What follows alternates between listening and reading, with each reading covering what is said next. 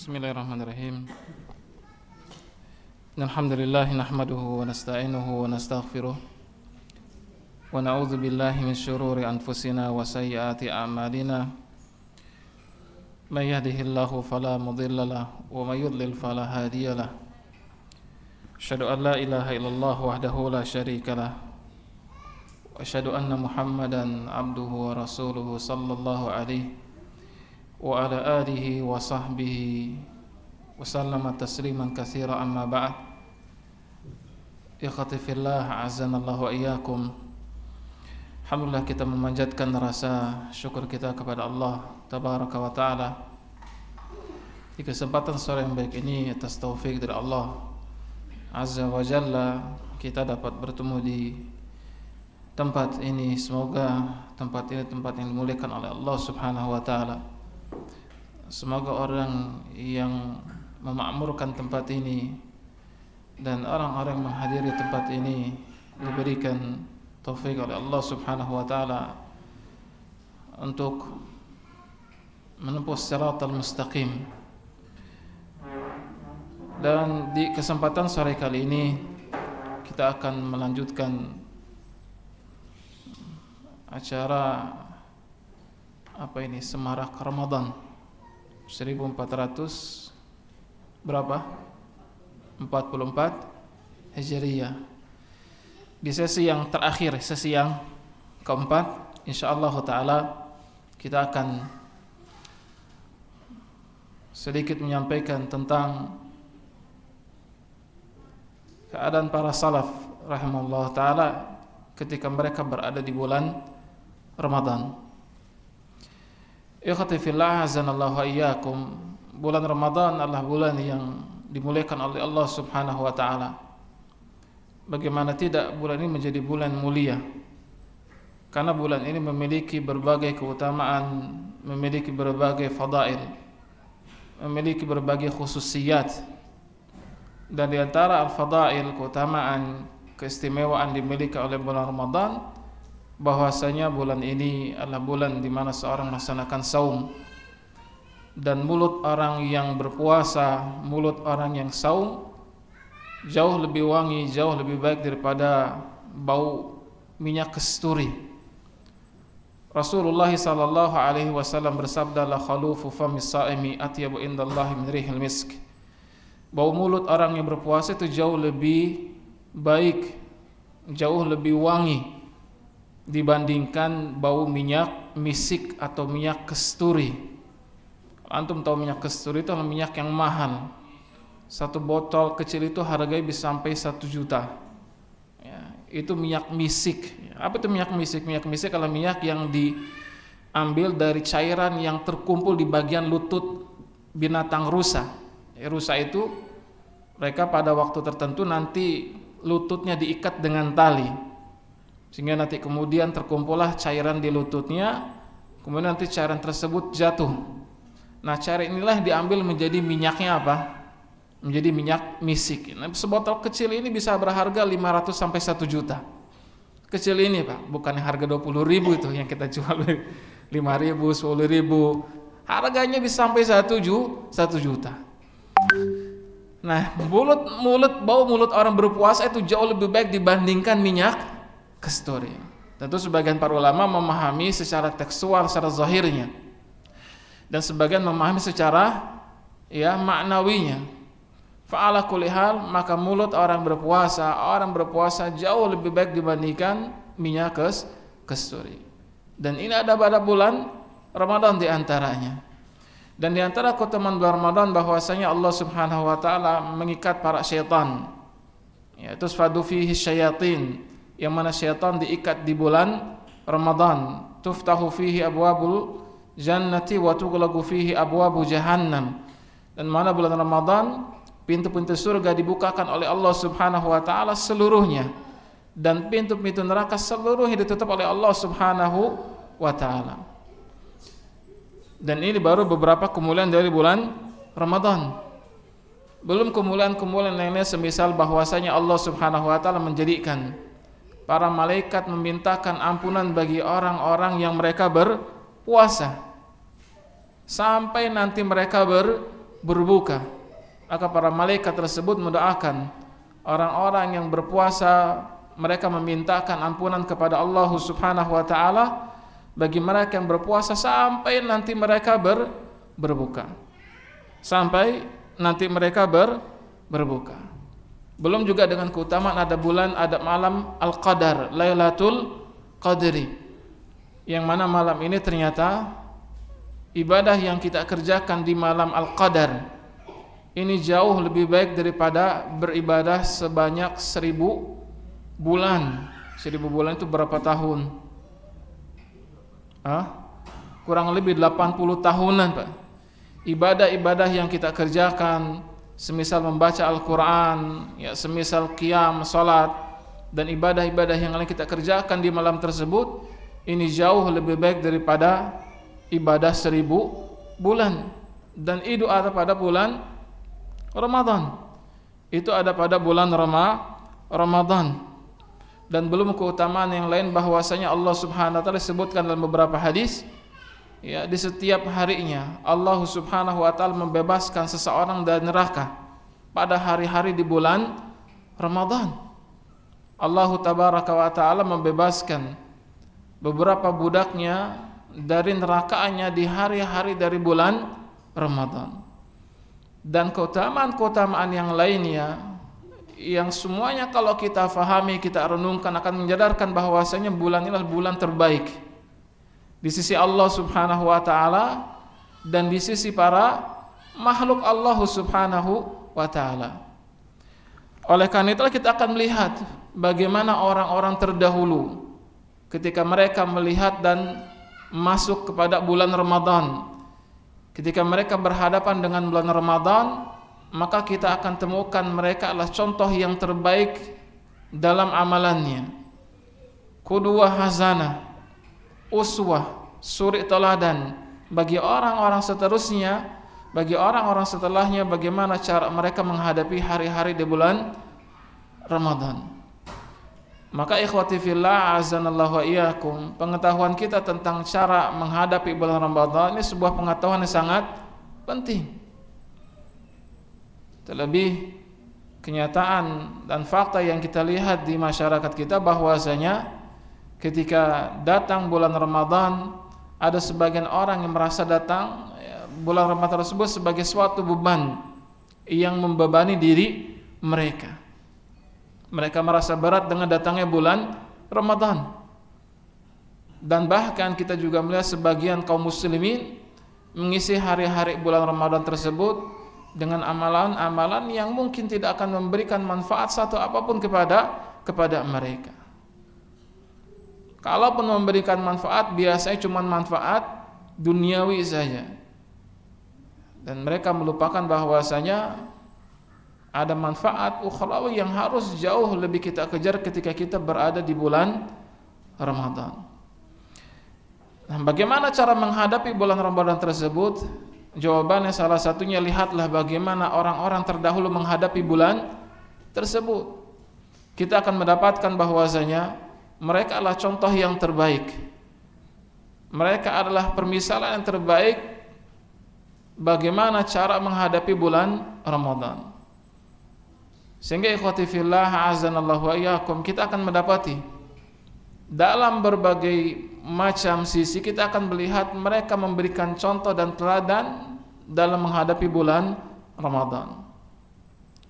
Contoh dan teladan mereka diantaranya yang pertama adalah masalah saum.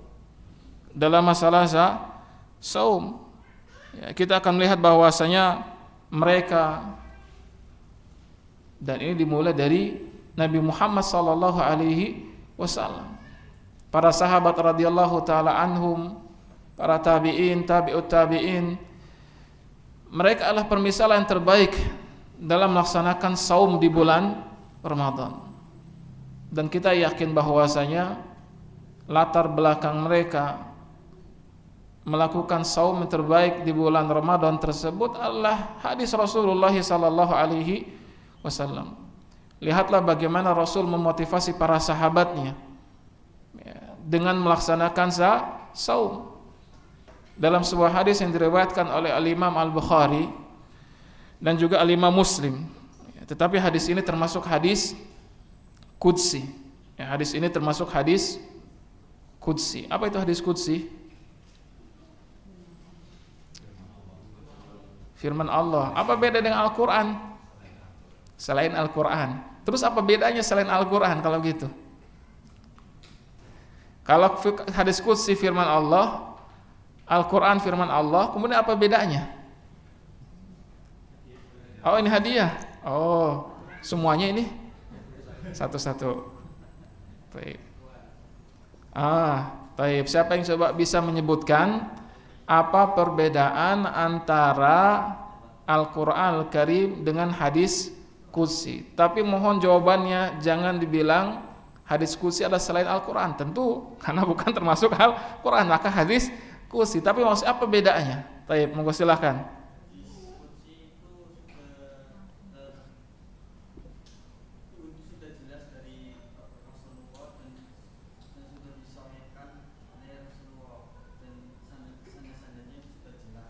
Kalau Al-Quran Karim itu yang langsung diturunkan oleh Allah Subhanahu wa taala untuk manusia, untuk sebagai petunjuk untuk manusia. Sebagai petunjuk bagi manusia. Berarti hadis qudsi bukan petunjuk bagi manusia. Baik, jazakallah, tapi masih belum tepat. Ada yang mau coba, Pak? Baik, fadhal, silakan.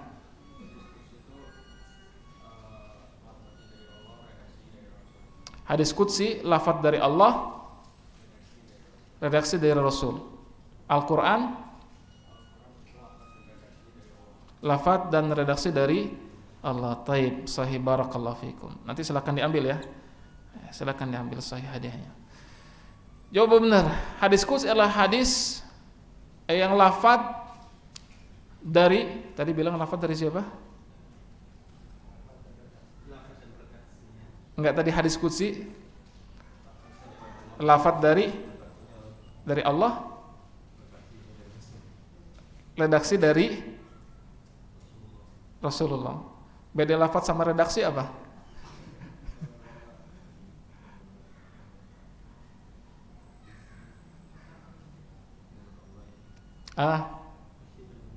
Masih belum?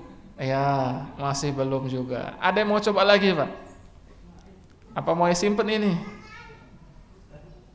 Atau mau saya simpen? Simpen aja. Jangan pasrah gitu, Pak. Ya sudah, kalau saya simpen, ya saya simpen. Tadi hampir saya betulkan, cuma saya ngeh ketika tadi dibilang lafaz dari Allah, redaksi dari Rasul. Al-Quran lafaz dan makna dari Allah Subhanahu wa ta'ala. Berarti lafaz dalam bahasa lainnya redaksinya dari Allah dan maknanya dari Allah Subhanahu wa ta'ala. Adapun hadis qudsi, maka maknanya dari Allah Subhanahu wa ta'ala. Maknanya dari Allah Subhanahu wa ta'ala, tetapi lafaznya dari Rasulullah sallallahu alaihi wasallam. Jadi yang diskusi lafaz dari Rasul, sedangkan maknanya dari Allah Subhanahu wa ta'ala. Berarti belum ada ya sekarang. Kita masih simpan dulu, Pak. Kita masih simpan. Alhamdulillah. Itu hadis qudsi. Maka dalam hadis qudsi yang diriwayatkan dalam Sahih Bukhari dan dalam Sahih Muslim, yaqulullahu azza wa jalla, bahwasanya Allah Subhanahu wa ta'ala berfirman, kullu amali ibnu adam lahul hasanatu bi asyri amsalihha ila sab'ati mi'ati dhi'fin. Allah Subhanahu wa ta'ala berfirman bahwasanya setiap amalan anak Adam, maka itu baginya dia mendapatkan balasan pahala kebaikan mulai dari pahala sebanyak 10 sampai 700 kali lipat. Amalan dikerjakan akan Allah Subhanahu wa ta'ala balas mulai dari 10 kali lipat sampai 700 kali lipat. Tapi apa kata Allah Subhanahu wa ta'ala? Illa saum, kecuali satu saja, ibadah saum. Fa innahu li wa ana ajzi bihi. Kenapa? Karena saum itu adalah untukku dan aku yang akan membalas bagi orang yang berpuasa dengan balasan yang wallahu alam, Allah yang lebih tahu berapa Allah akan berikan balasan kepada orang yang berpuasa tersebut. Bisa jadi bahkan lebih dari 700 kali lipat. Bisa jadi lebih dari 700 kali lipat. Taraka ta'amahu wa syarabahu wa syahwatahu. Dia meninggalkan makanannya, dia meninggalkan minumannya, dia meninggalkan syahwatnya min ajli, karena aku. Karena aku. Karena ibadah saum ini yang sulit kelihatan ibadahnya, Pak. Yang niatnya agak sulit kelihatan. Karena namanya saum, ketika saum bisa saja dia menampakkan sebagai orang yang saum.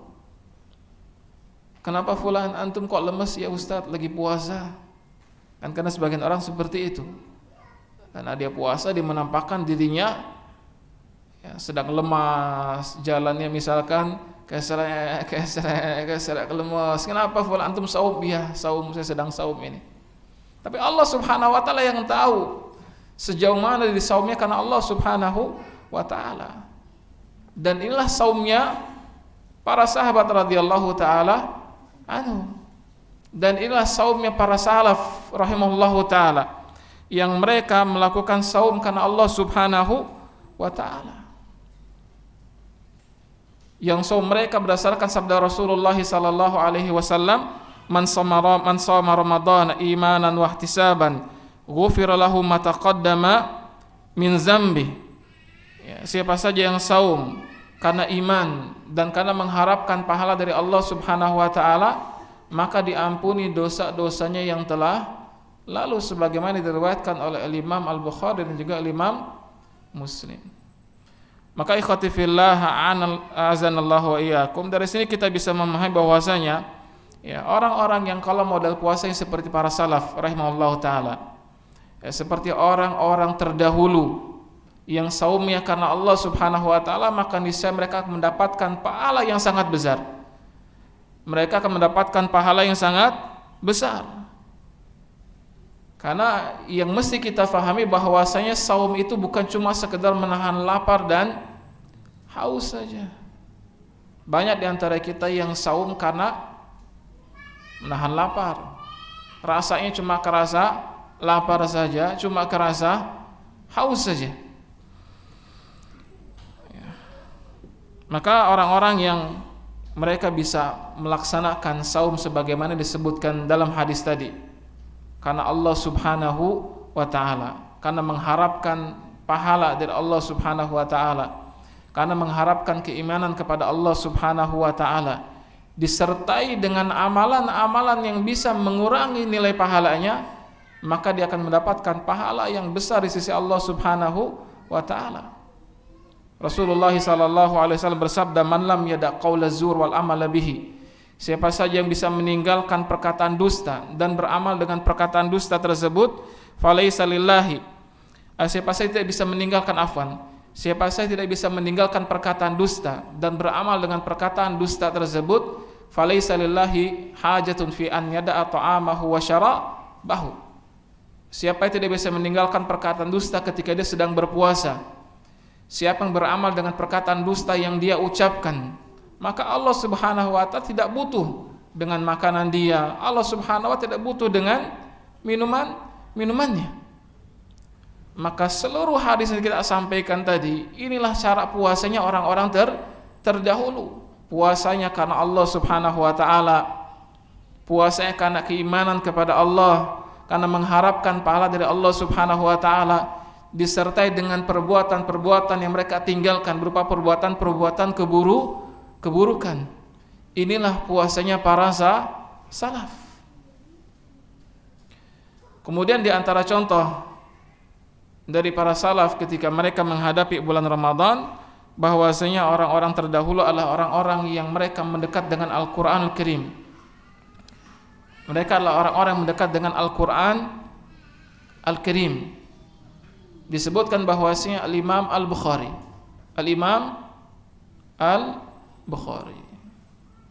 Selingan sedikit deh. Siapa nama dan nasab Al-Imam Al-Bukhari? Nama beliau nama bapaknya dan nama kakeknya. Tunjuk tangan dulu biar ketahuan siapa mau jawab. Nama beliau, nama bapaknya dan nama kakeknya. Ya, silakan.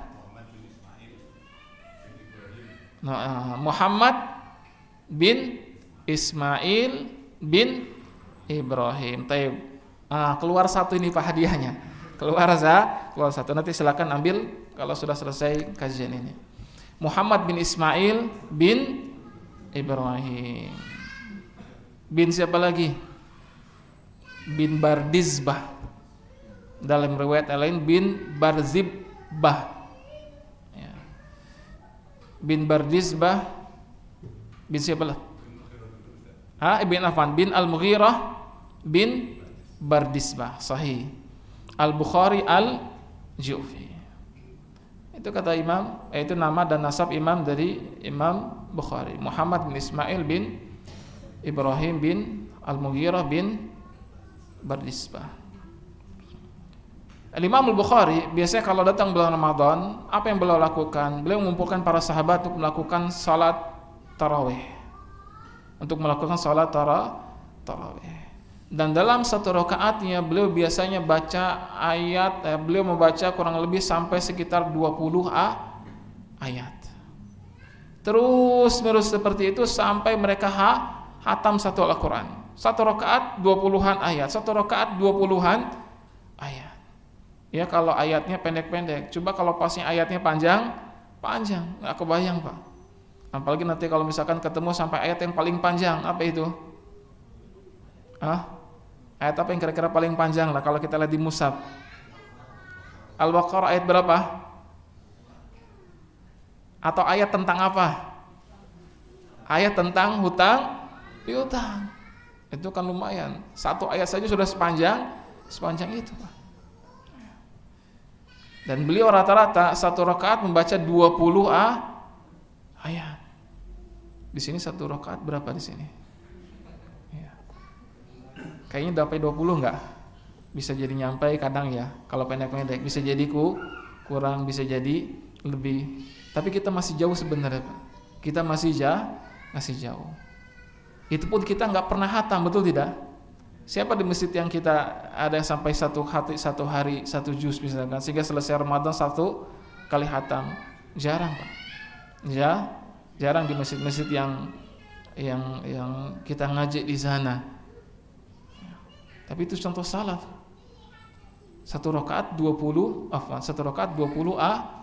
ayat, Pak.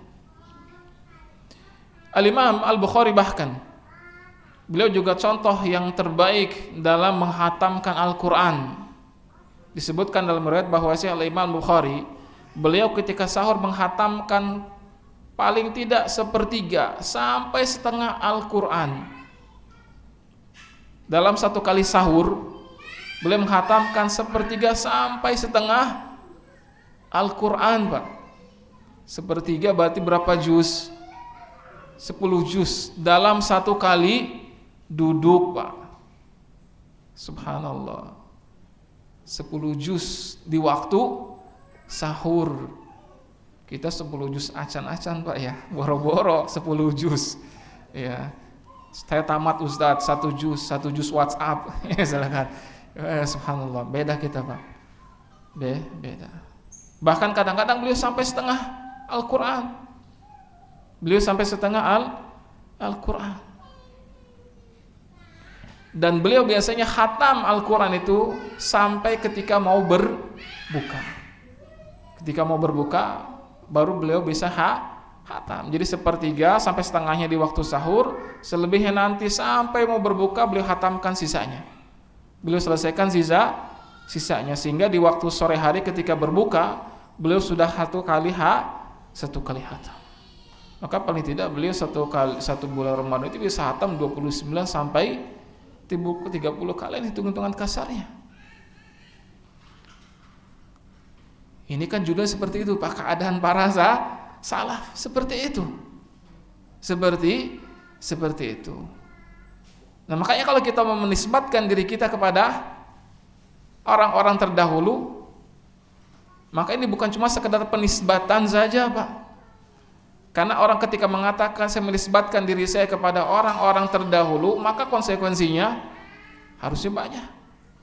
Dan salah satu konsekuensi ketika kita mengatakan dan menisbatkan diri kita kepada mereka, maka kita pun harus meniru langkah-langkah yang mereka lakukan, harusnya Pak. Seharusnya seperti itu. Tapi subhanallah, jujur Pak, kita bulan Ramadan ini bisa tidak satu kali khatam saja Al-Quran. Saya yakin sedikit di antara kita yang khatam Al-Quran meskipun di bulan Ramadan Pak. Saya yakin. Apalagi di bulan Ramadan. Apalagi ditambah dengan kebiasaan kita yang tidak senang membaca. Kalaupun bawa buku bacaan, biasanya bukunya sebagai pengantar tidur. Hakiki Pak, artinya apa? Cuma dibawa, taruh samping bantalnya, kemudian tidur, nemenin pergi ke alam mimpi dengan buku yang dia bawa. Jarang di antara kita Pak yang orang mau baca itu kemudian sebelum tidur dia baca, jarang. Jarang. Al-Quran ya adalah kitab yang terbaik yang mesti kita baca ketika bulan Ramadan. Dan ini contohkan diantara oleh Imam Al-Bukhari.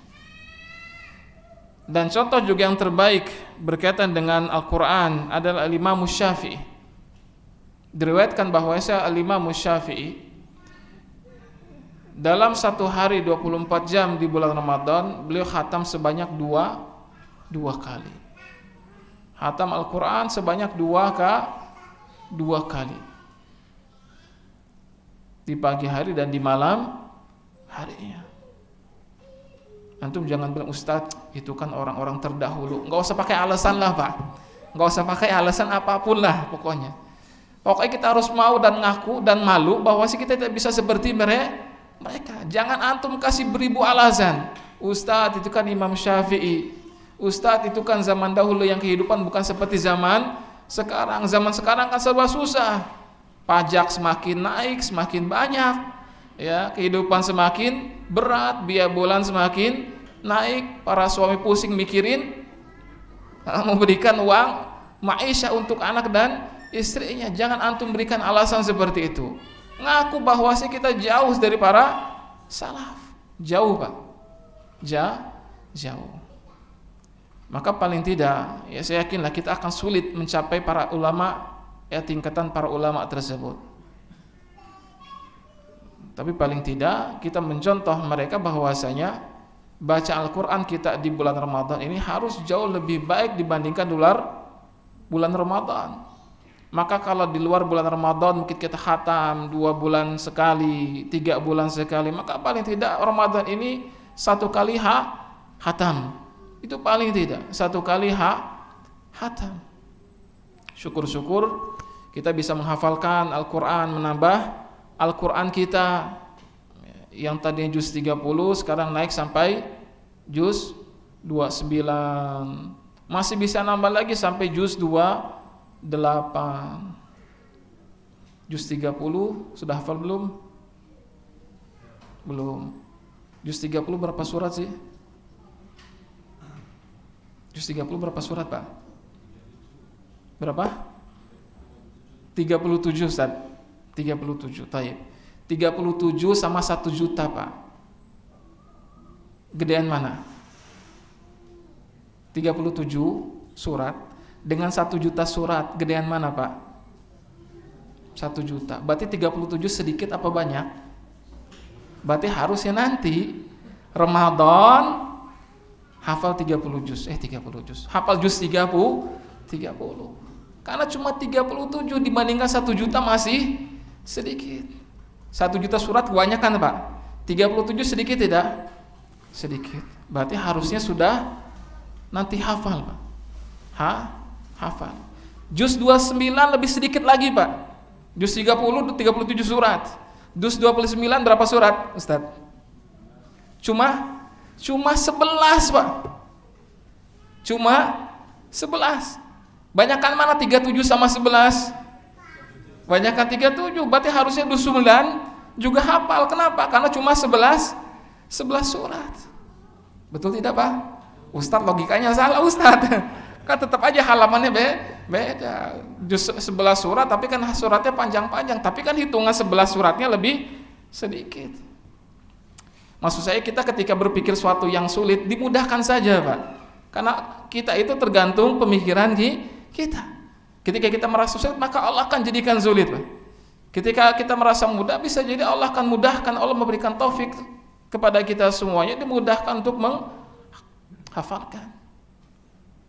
Maka insya Allah, Pak, tahun ini harus beda sebagaimana selalu saya sampaikan. Harus beda.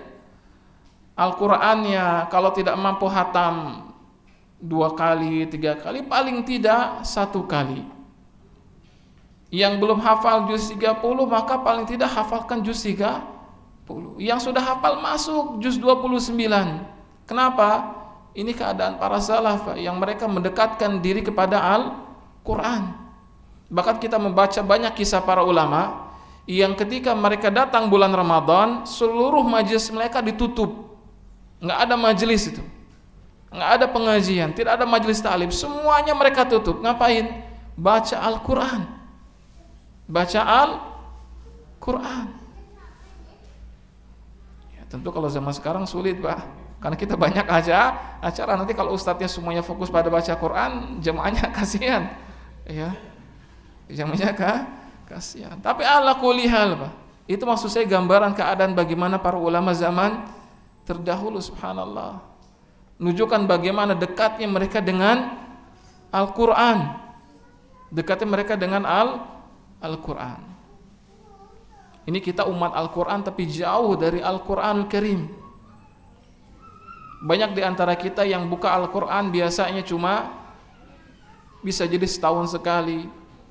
Bahkan mungkin cuma dibuka ketika setahun sekali. Kapan? Ketika dia hendak meminang dan melamar atau menikahi istrinya, dijadikan sebagai mahar. Oh, persiapan mahar ini dibungkuslah, mushafnya ditaruh dalam bungkusan yang rapi, diserahkan sebagai mahar. Ya, saya nikahkan fulanah binti fulan. Kemudian kata si laki ini, saya terima nikahnya fulanah binti fulan dengan mas kawin. Ya, cincin misalkan seberat cincin berapa? 2 gram, Pak? Apa 2 kilogram misalkan? Ya, subhanallah. Ya, cincin seberat 2 gram 24 karat misalkan. Dan seperangkat alat sholat serta 1 mushaf diserahkan. Setelah diserahkan kemudian hilang, tidak pernah sentuh lagi. Dan ini fakta. Dan saya yakin ini fakta yang bisa terjadi pada sebagian kaum muslimin.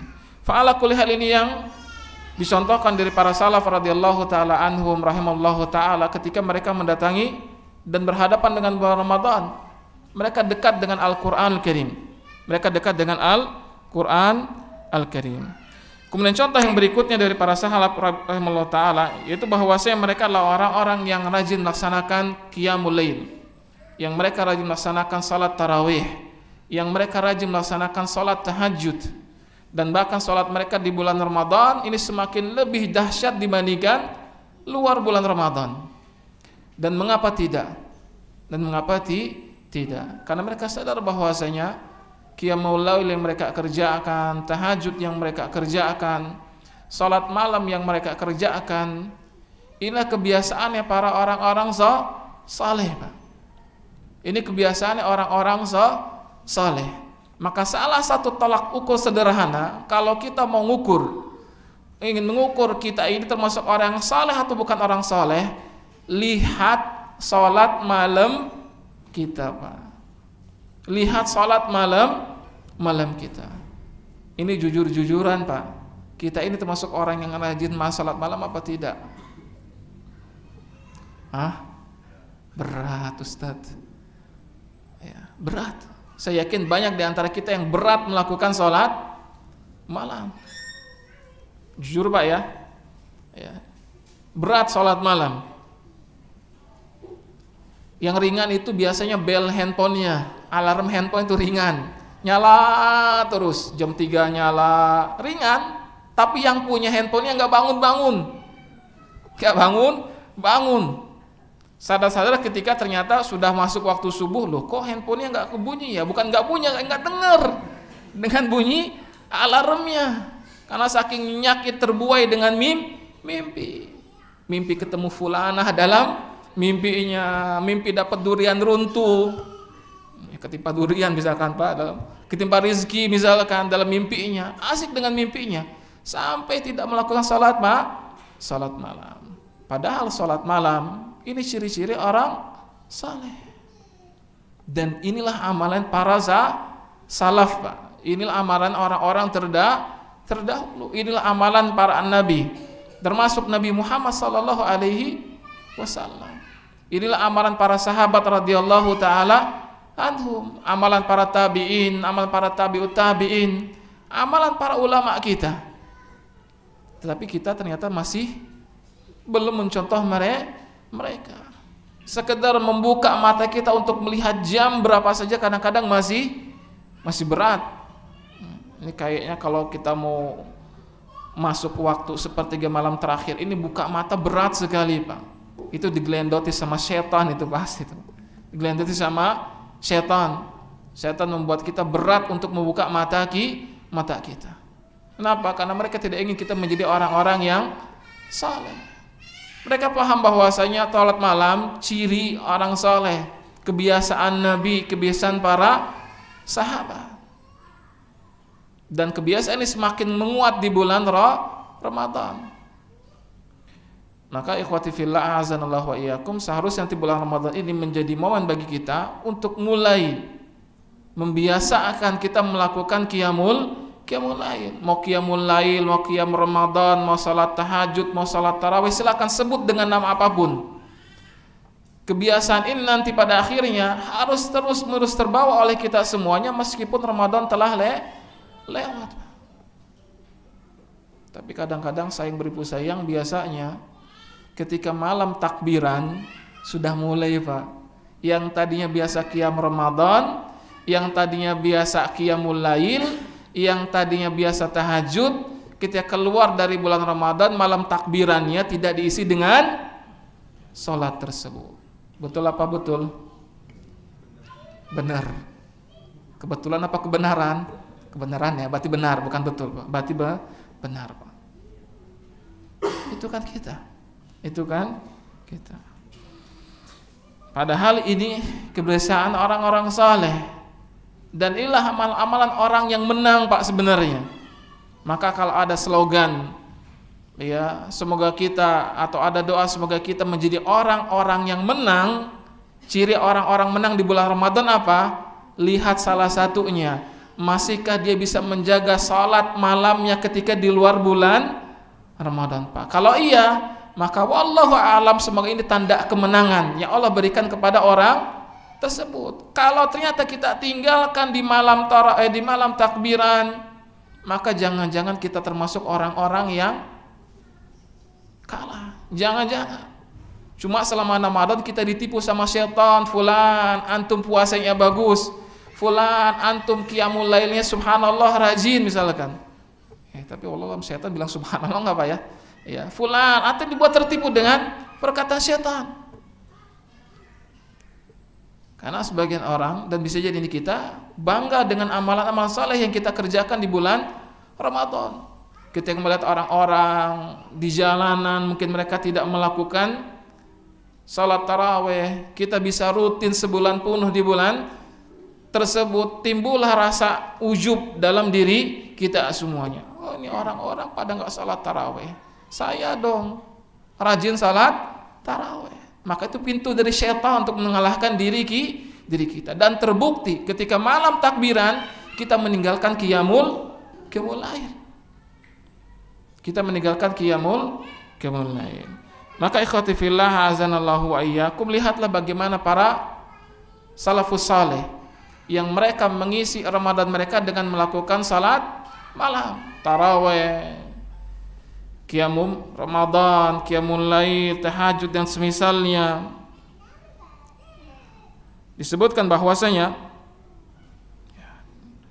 Al-Imam Al-Hafidh Az-Zahabi, Al-Imam Al-Hafidh Az-Zahabi, apa kata beliau? Lam adha janbi lin-naumi fi hadha syahr lailan wala naharan. Aku belum pernah meletakkan punggung ini punggungku ini baik di waktu siang hari ataupun di malam hari selama bulan Ramadan.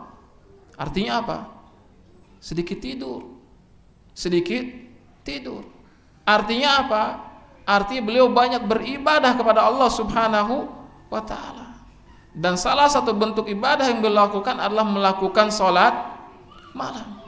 Sedikit tidur. Beda dengan kita. Kalau Ramadan sedikit-sedikit tidur. Bukan apa ya? Bukan sedikit tidur kita. Subhanallah, kita sedikit-sedikit tidur. Sedikit-sedikit mau sahur, habis sahur tidur. Sedikit-sedikit habis sholat subuh tidur. Sedikit-sedikit ketika sudah mulai waktu duha tidur. Sedikit-sedikit ketika mau waktu zuhur tidur. Sedikit-sedikit ketika habis zuhur, habis asar, mau maghrib mungkin bisa jadi kita tidur. Subhanallah. Imam Az-Zahabi kata beliau, saya sedikit tidur. Saya tidak meletakkan punggung saya baik di siang hari ataupun di malam hari, tidak tidur. Yang jelas bukan majelis Pak kayak kita pasti. Yang jelas juga bukan ngobrol, bukan begadang, tapi ibadah kepada Allah Subhanahu wa ta'ala. Saya yakin Pak pasti salah satunya beliau banyak salat. Beliau banyak salat. Dan di antara salat malam. Salat malam.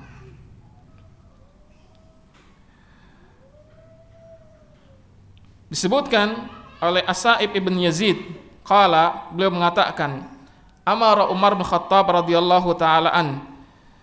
Umar bin Khattab memerintahkan Ubay bin Ka'ab wa Tamimah ad-Dari. Umar bin Khattab memerintahkan dua orang sahabat. Yang pertama Ubay bin Ka'ab dan yang kedua Tamim ad-Dari radhiyallahu anhum. Apa yang diperintahkan? An yaquma linnasi fi Ramadan, bahwasanya kedua orang ini menjadi imam bagi salat qiyam Ramadan. Fakana al-qari yaqra bil mi'in, maka salah satu di antara dua ini ketika mereka menjadi imam, maka mereka membaca ratusan ayat.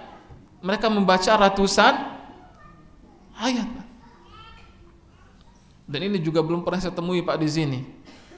Ya.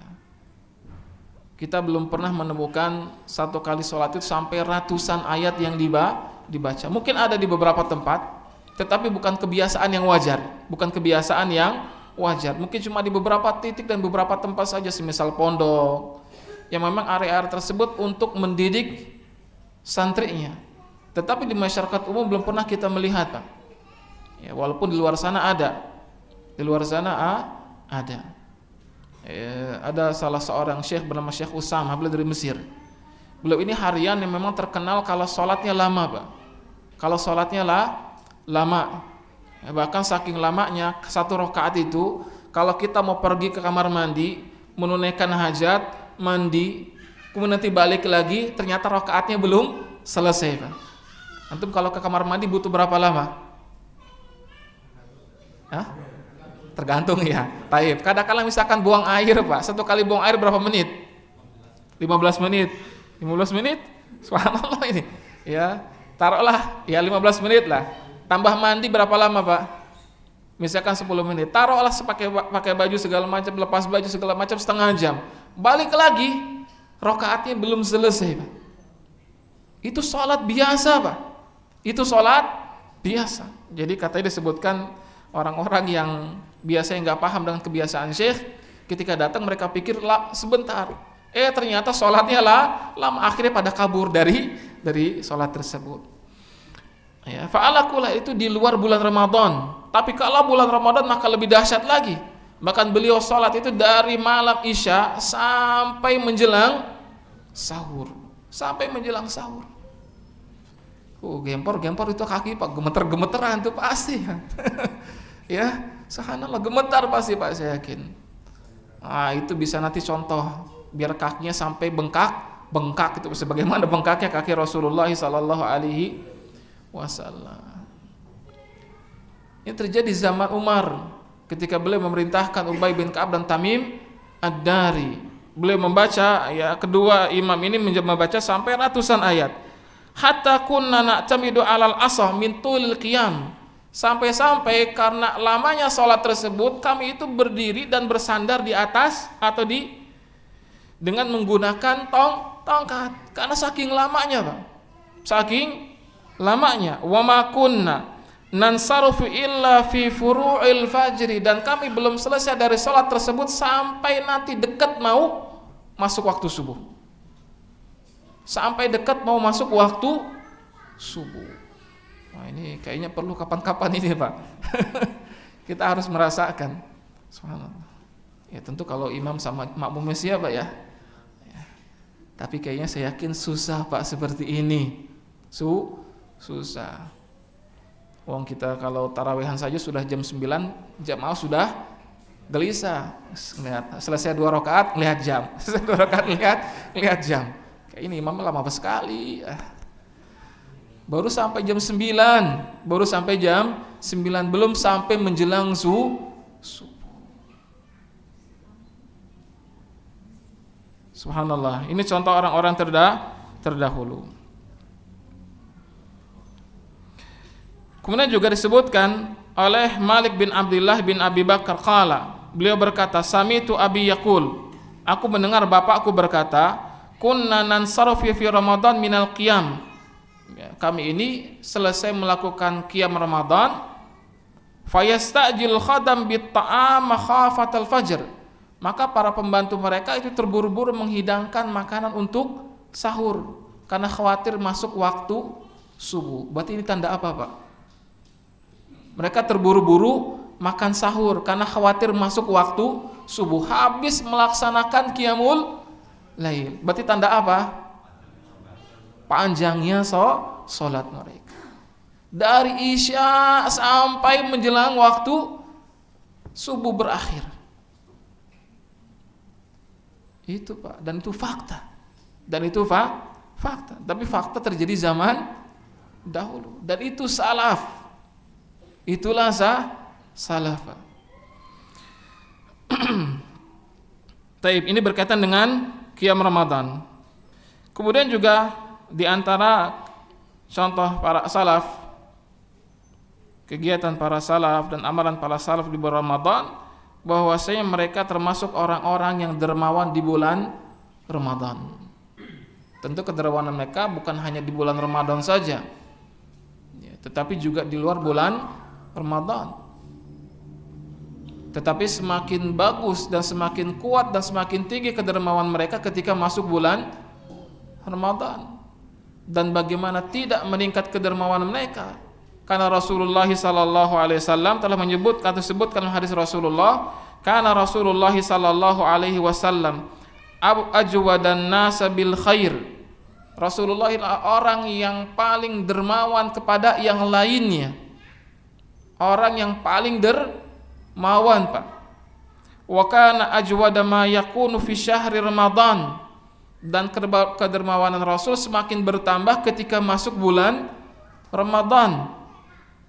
Inna Jibril alaihi salatu wassalam kana yalqahu fi kulli sanatin fi Ramadan hatta yansalikh fayaridu Rasulullah sallallahu alaihi wasallam al-Qur'ana fa idza laqiyahu Jibril kana Rasulullah sallallahu alaihi wasallam ajwadu bil khairi minar rihi al-mursalati. Rasul biasanya ditemui oleh malaikat Jibril. Dan Rasul biasanya membaca kepada malaikat Jibril Al-Quran. Dan disebutkan di akhir hadis ini menguatkan bahwasanya kedermawanan Rasul itu semakin meningkat di bulan Ramadan.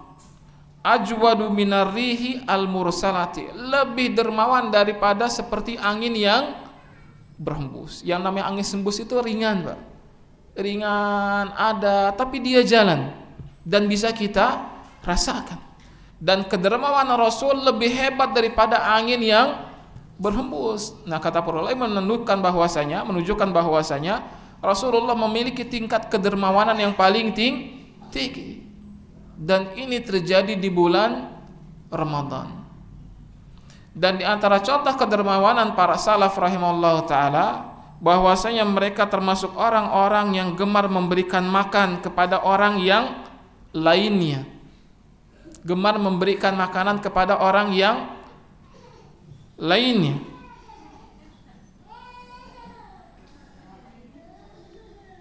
Maka bulan Ramadan ini semoga menjadi momen bagi kita semua untuk belajar, kita berbagi kepada yang lain, Pak. Karena yang namanya berbagi itu kadang-kadang berat. Namanya berbagi harta, berbagi makanan, berbagi minuman, terkadang bagi sebagian orang berat. Tetapi ini dicontohkan oleh para salaf terdahulu, yang mereka adalah orang-orang yang paling ringan ketika datang bulan Ramadan dengan memberikan makanan, minuman kepada orang-orang yang lainnya. Dan tentu ini berdasarkan sabda Rasulullah sallallahu alaihi wasallam. Kunci masuk surga, Pak, salah satunya adalah dengan memberikan makan kepada orang yang lainnya. Dan saya yakin kita semua pengen masuk surga. Mau masuk mana, Pak? Surga apa neraka? Masuk surga apa neraka, Pak? Masuk surga pasti. Jangankan kita, anak-anak kalau ditanya juga ngerti mau masuk mana, surga apa neraka, pasti milihnya surga. Berarti kalau ada orang pengen masuk neraka, itu aneh, Pak. Ada orang pengen masuk neraka, itu aneh. Karena orang pasti pengen masuk surga. Hatta orang-orang kafir yakin, kalau kita tanya mau masuk mana, surga neraka, pasti milihnya surga.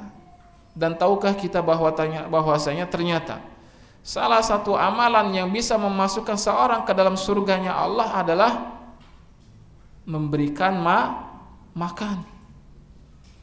Dalam hadis yang diriwayatkan oleh Abdullah bin Salam, beliau meriwayatkan sebuah hadis dari Rasulullah sallallahu alaihi wasallam, ya, qala Rasulullah sallallahu alaihi wasallam, ya ayuhan nas afshu assalam, wahai orang-orang, sebarkanlah salam.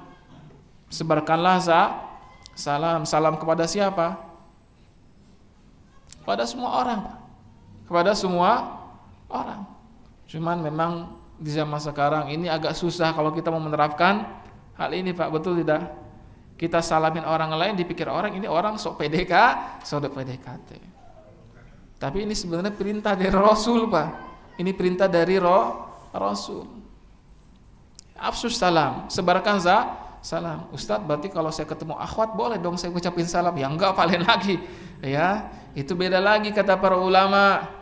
Ya, kata para ulama, kalau misalkan ada laki-laki bertemu dengan perempuan dan dikhawatirkan timbul fitnah kepada mereka, ya, apalagi kalau misalkan perempuan mungkin masih muda, masih gadis, dan laki-laki masih perjaka, nggak usahlah amalkan hadis ini, mohon maaf, Pak. Ya, Ustadz, kata Ustadz, afsyus salam, berarti kalau saya ketemu ukhti, nanti saya bilang assalamualaikum. Jangan tebar pesona, Pak. Kata para ulama, yang ini nggak bisa diamalkan. Jangan amalkan. Kenapa? Karena khawatir timbul fitnah. Ya, mentang-mentang pengen melaksanakan hadis, akhirnya semuanya diembat, termasuk kepada para ukhti. Ya, misalkan. Ya, ukhti apa ikhti? Ukhti ya. Ini nggak bisa. Ini tidak bisa. Yang paling aman laki-laki kepada laki-laki, perempuan kepada perempuan. Afsus salam, kata Rasulullah sallallahu alaihi wasallam, sebarkan salam. Karena di antara ciri akhir zaman nanti bahwasanya salam itu yang diberikan kepada orang-orang tertentu yang dia kenal saja. Ini sudah terjadi, Pak. Coba kalau kita berikan salam, kita biasanya berikan salam kepada siapa zaman sekarang ini? Orang-orang yang kita kenal saja. Kita mau beri salam kepada orang yang dikenal, disangka PDKT, disangka ini siapa misalkan, nggak kenal tapi ngasih salam. Dan ini ciri akhir zaman, Pak. Dan kita sudah berada pada akhir zaman, karena ciri sudah ada. Salah satunya afsus salam, wa at'imu at-ta'am, dan berikanlah makan. Wasilul arham, dan sambunglah silaturahmi. Wasallu bin nasi wan nasu niyam, dan salatlah di malam hari dalam keadaan orang-orang ketika mereka sedang tidur. tadkhulul jannata bisalam, maka engkau akan masuk ke dalam surga dengan penuh keselamatan. Sebarkan salam, berikan makan, sambung tali silaturahim, salat di waktu malam, masuk ke surga dengan penuh keselamatan, Pak. Salah satunya ngasih makan. Dan yang namanya memberikan makan itu tidak harus satu piring. Ustadz, saya nggak mampu, boro-boro ngasih makan anak dan istri saja masih berat. Tidak harus satu piring, Pak. Sesuap nasi yang kita berikan kepada saudara kita, satu butir buah yang kita berikan kepada saudara kita, satu lembar uang 1.000-2.000 untuk uang jajan yang kita berikan, atau untuk memberikan makanan, diberikan makanan kepada orang-orang membutuhkan, itu termasuk memberikan makan. Sehingga semangat memberikan makan ini bukan hanya bagi mereka yang punya uang saja, Pak. Bukan bagi mereka yang hanya punya uang saja.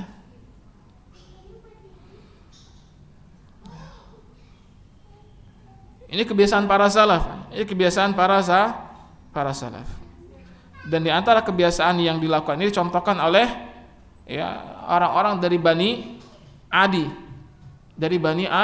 Bani Adi. Disebutkan Abu Sawwar Al-Adawi, beliau mengatakan kana rijalun min Bani Adi. Ya, adalah orang-orang dari kaum Bani Adi, dari kabilah Bani Adi, yusalluna fi hadzal masjid. Mereka salat di masjid ini.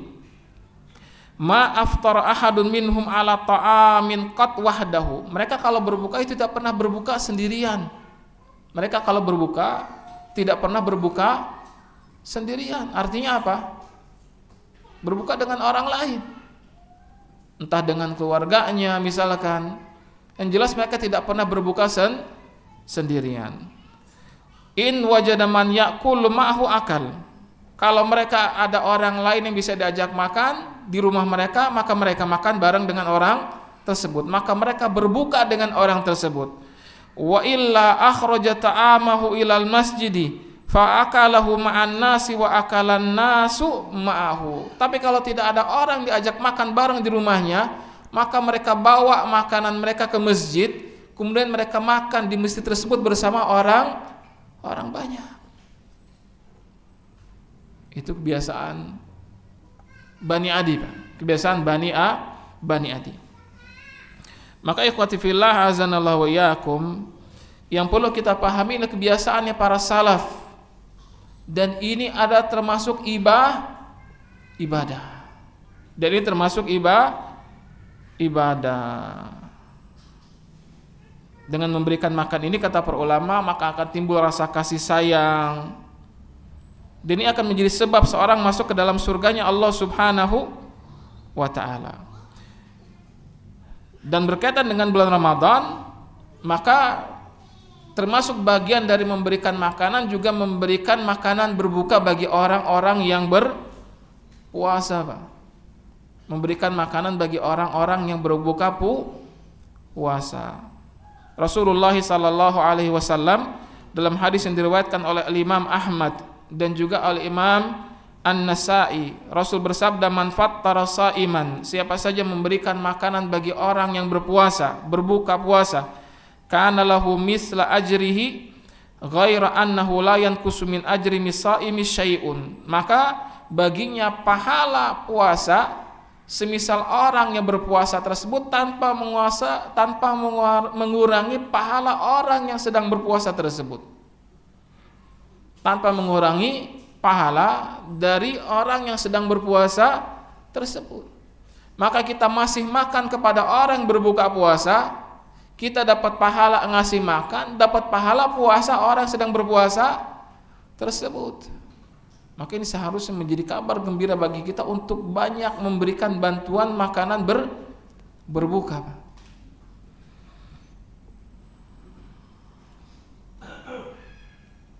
Tapi jangan khawatir, Pak. Ustaz, saya nggak bisa ngasih banyak. Ngasih sedikit nggak masalah. Ngasih sedikit tidak masalah. Apa kata Rasulullah sallallahu alaihi wasallam bersabda, yu'tillahu hada thawab liman fattara sha'iman. Allah Subhanahu wa taala akan memberikan pahala bagi mereka memberikan makanan berbuka. Ala madzaqqati labanin, meskipun cuma seteguk. Meskipun cuma seteguk air susu kata Rasulullah sallallahu alaihi wasallam. Au tamrah, ataupun mungkin cuma satu biji korma. Tentu bukan bijinya saja tapi juga beserta dagingnya Pak ya. Wah, kata Ustadz, bijinya saja sudah, dagingnya dimakan, dikasih cuman biji ya telan. Emangnya jadi kayak luwak misalkan Pak. Ya. Meskipun cuma satu biji saja, satu buah korma saja, itu termasuk memberikan makanan bagi orang yang berbuka. Au syurbati ma, atau cuma memberikan seteguk air putih saja, maka itu sudah termasuk kategori berbuka. Yang nggak punya uang jangan sedih, Ustaz saya cuma bisa mampu beli satu air, satu gelas air Ustaz beli, 500 rupiah Ustaz beli, taruh di masjid, niatkan untuk orang berbuka. Bisa jadi Allah kasih pahala yang besar meskipun cuma satu gelas. Nggak tahu Pak, kata Rasul Allah akan berikan balasan meskipun cuma satu teguk air minum. Ini satu gelas sudah berapa teguk Pak? Satu gelas sudah berapa teguk? Maka saya pikir sangat sayang sekali kalau kemudian kita menyia-nyiakan pahala yang besar ini. Maka ikhwati fillah hazanallahu wa iyyakum, inilah kebiasaan para salaf ya ketika mereka berada di bulan Ramadan. Ya, ketika mereka berada di bulan Ramadan, belum amalan-amalan yang lainnya. Termasuk ikhwati fillah hazanallahu wa iyyakum yang perlu kita peringatkan bahwasanya para salaf adalah termasuk orang-orang yang menjauhi perbuatan-perbuatan yang tidak bermanfaat ketika bulan Ramadan.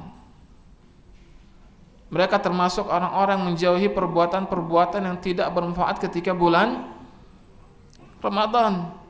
Maka kita akan jarang temukan kisah para salaf ketika datang bulan Ramadan mereka majelasan Pak. Ada itu cerita majelasan ketika bulan Ramadan. Ustaz berarti nggak boleh? Ya bukan nggak boleh, silahkan mau majelas ya. Tapi kalau kita membandingkan kita dengan para salaf, kita tidak akan temukan para salaf melakukan majelas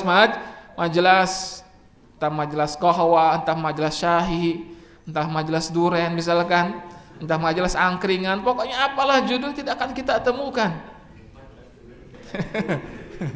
Berarti Ustadz nggak boleh? Silahkan Pak, silahkan, saya bukan menghalangi, tetapi lihat bagaimana kualitas mereka dengan kualitas kita. Sekali lagi mohon jangan diinterpretasikan salah Pak ya. Saya menghalang enggak Pak. Saya cuma mengatakan bahwasanya inilah kualitas kita Pak. Inilah kualitas kita. Kalau kita bandingkan dengan para salaf, karena judul kita keadaan salaf, maka kita dibandingkan dengan salaf masih jauh. Kita masih senang main-main di bulan Ramadan. Kita masih senang kumpul-kumpul di bulan Ramadan, kumpul-kumpul yang kadang-kadang mungkin tidak ada manfaatnya. Padahal kita di bulan yang mulia, bulan Ramadan. Maka para salaf mereka adalah orang-orang menjauhi perbuatan-perbuatan tidak bermanfaat dengan ucapan-ucapan tidak bermanfaat di bulan Ramadan. Silakanlah antum kira-kira apa yang tidak manfaat? Banyak. Melakukan perbuatan-perbuatan tidak bermanfaat di bulan Ramadan, main petasan misalkan. Apalagi sudah ngaji masing-masing main petasan misalkan. Main monopoli ya. Ustadz ini saya bosan, terus mengapain? Saya pengen menghabiskan waktu dengan main monopoli Ustadz. Monopoli dari pagi sampai sore hari menghabiskan waktu supaya cepat kerasa ketemu dengan buka puasa. Main monopoli atau apa zaman dahulu itu apa yang dipukul-pukul itu pakai meja? Kerambol ya, keranbol. Cetak masuk misalkan. Wah ini Pak, kayaknya kita jauh dari para salaf Pak. Kita jauh dari para salaf. Mereka menjauh hal-hal yang tidak bermanfaat. Mereka tidak pernah mengucapkan hal-hal yang tidak bermanfaat. Sementara kita kadang-kadang bulan Ramadan masih mengucapkan hal-hal yang tidak bermanfaat. Jari jemari mereka dipergunakan untuk hal-hal manfaat ketika bulan Ramadan, sementara kita kadang-kadang mungkin masih banyak melakukan hal-hal yang tidak bermanfaat dengan jari jemari kita. Ya. Apa itu namanya? Update status, ya. Posting di media sosial. Saya yakin Pak, banyak hal-hal di antara kita yang kita posting tidak bermanfaat di media sosial. Dan itu kita lakukan sayangnya di bulan Ramadan. Ustadz berarti nggak boleh main HP? Bukan nggak boleh juga maksud saya. Tapi lihat ada manfaat apa tidak ada manfaatnya. Karena eman Pak, eman ketemu dengan tamu yang mulia itu eman. Kita kalau ada tamu mulia mau main ke rumah kita, siapa tamu mulia misalkan Pak? Ya, presiden. Ya, katakanlah seorang tamu mulia Pak, entah siapalah orangnya, main ke rumah kita, kira-kira pantas tidak Pak? Kira-kira pantas tidak Pak? Kita menyambut dengan sambutan biasa saja. Kira-kira pantas tidak Pak kita anggurin tamu kita? Oh, fulan silakan masuk, silakan antum mau ngapain terserah lah, mau baring-baring, mau jungkir balik silakan, saya ada keperluan. Ya masalah antum urus sendiri di rumah saya. Seperti itu Pak kita sambut tamu? Enggak. Tamu mulia pasti kita jamu dengan jamuan yang sehebat-hebatnya, dikasih makanan, dikasih minuman, diajak berbicara karena tamu mulia. Dan itu manusia. Dan ini jauh lebih mulia daripada manusia tersebut Pak. Ini bulan Ramadan. Maka lihatlah para sahabat, para salaf, mereka tidak menyia-nyiakan amalan saleh di bulan Ramadan. Dan bahkan mereka menjauhkan diri mereka dari amalan-amalan tidak bermanfaat. Ya. Oleh karena itu, Talq bin Qais, ya, kata beliau,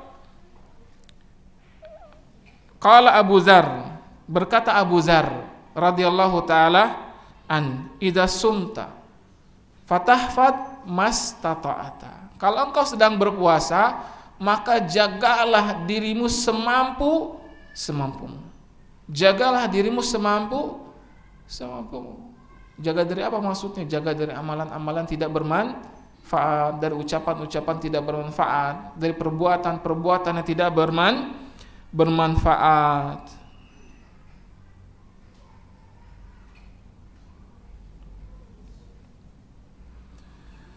Karena itu sekali lagi kita lihat bagaimana para salaf rahimallahu taala mereka mengisi hari-hari mereka dengan amalan-amalan yang bermanfaat, sehingga disebutkan bahwasanya orang-orang saleh terdahulu lidza tajid katsiran minhum qad lazamal masjid liyahfadhu siyamahu.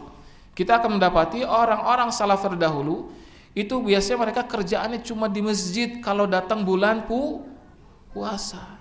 Kenapa? Karena mereka khawatir kalau keluar dari masjid nanti melakukan hal-hal yang tidak bermanfaat. Dan itu terjadi, itu juga kita rasakan Pak. Kalau kita masuk ke masjid kayaknya mudah kita itu melakukan amalan saleh. Tapi kalau keluar masjid, masuk ke rumah terutama, ketemu anak, ketemu istri, ingatnya biasanya apa? Ingatnya biasanya dunia. Apalagi kalau istri sudah, Abi ini sudah akhir bulan, ya Abi ini belum jajan, Abi ini, skincare,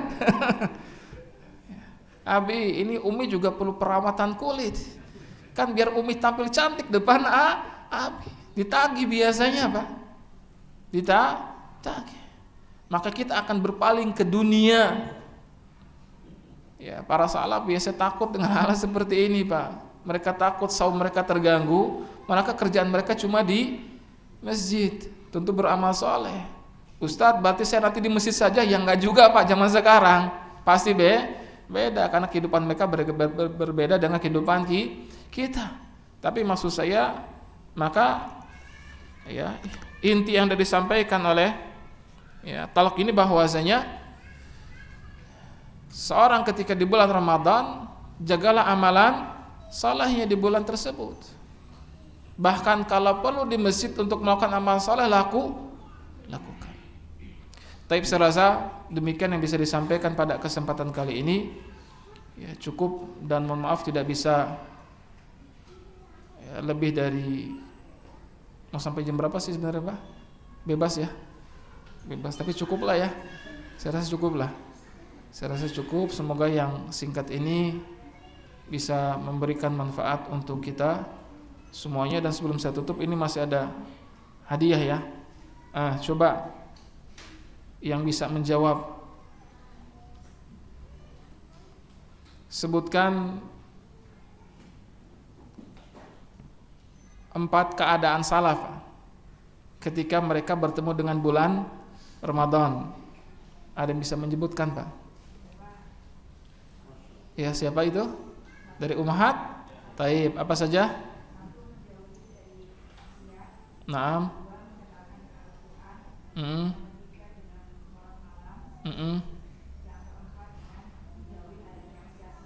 Taib, betul, sahih, barakallahu fikun. Nanti silakan hadiahnya ya. Nanti silakan hadiahnya monggo. Taib. Wa iya. Taib. Ini masih bagi hadiah lagi boleh?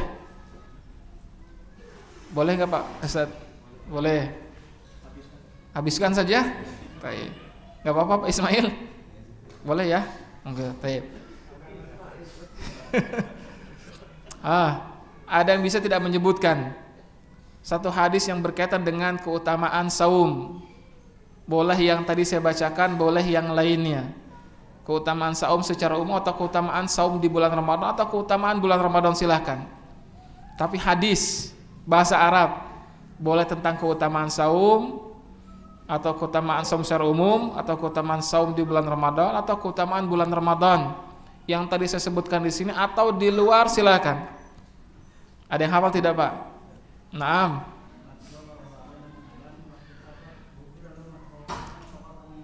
Ahsanta, barakallahu fiik. Man shoma ramadhana imanan wa ihtisaban ghufira lahu ma taqaddama min dzambi. Siapa saja yang saum karena iman kepada Allah Subhanahu wa taala dan juga karena ihtisaban mengharapkan pahala dari Allah Subhanahu wa taala, ghufira lahu ma taqaddama min dzambi, maka diampuni dosa-dosanya yang telah lalu. Taib, sudah 3. 2 lagi. Ada yang mau menambahkan hadisnya Pak? Berkaitan dengan saum secara umum atau saum Ramadan atau keutamaan Ramadan. Ada yang hafal?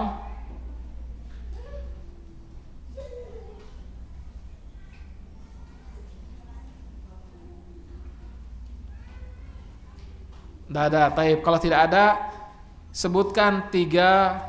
Sebutkan saja, tidak perlu hadisnya. Sebutkan 3 entah keutamaan saum atau keutamaan saum Ramadan atau keutamaan bulan Ramadan yang tadi saya sebutkan di muqaddimah pertemuan kita kali ini. Tadi saya menyebutkan beberapa di antaranya. Nah, silahkan. Taib.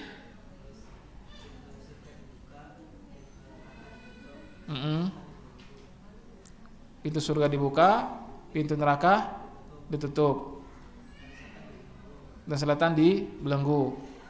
Sudah berapa itu? Sudah 3 ya. Taib, sahih ya, sahih.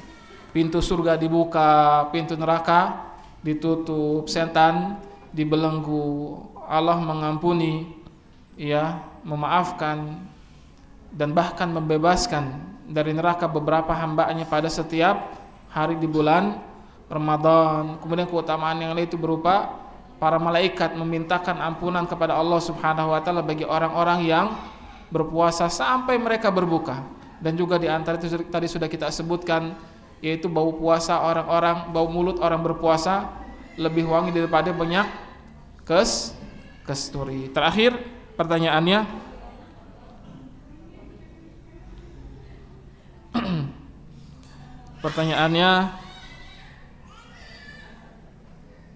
sebutkan salah satu contoh ulama yang interaksi mereka dengan Al-Quran, interaksi yang kuat, dan apa bentuknya. Siapa ulama tersebut? Tadi sudah jawab ya? Sudah cukup. Bagi yang lainnya, Taib. Siapa? Imam Syafi'i. Kenapa dengan Imam Syafi'i? Menghatamkan 1 sampai 2 kali.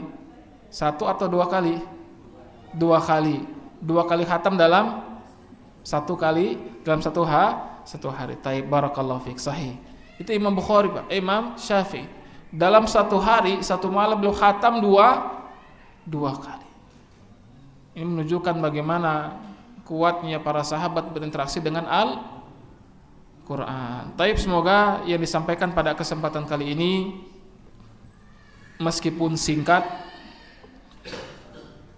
ini Pak ya, 1 jam menit, singkat insyaallah. Semoga bisa manfaat bagi kita semuanya dan menyadarkan bagaimana keadaan kita dibandingkan dengan para salaf terdahulu, dan semoga ini bisa menjadi ibrah agar kita bisa mencontoh orang-orang terdahulu dalam melaksanakan amalan-amalan kebaikan di bulan Ramadan. Sallallahu ala nabiyina Muhammad wa ala alihi wa sahbihi wa sallam, wa akhiru da'wana alhamdulillahi rabbil alamin. Subhanakallahumma wa bihamdika asyhadu an la ilaha illa anta astaghfiruka wa atubu ilaik.